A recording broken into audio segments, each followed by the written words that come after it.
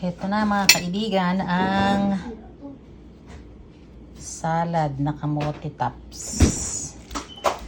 Lagyan lang ng toyo. Tapos kamatis, yan din ay galing diba, sa may kamatis dito. organic.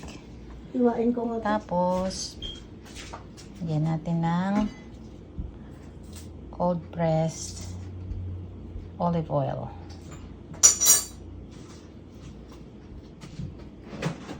Dito sa malaking bowl.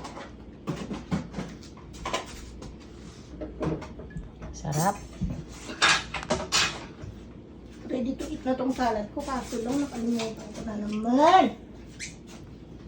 Kain na tayo. Maraming salamat Sister Evelyn at Brother Elder Dario sa kamote tops. Organic kamote tops. Kain na na.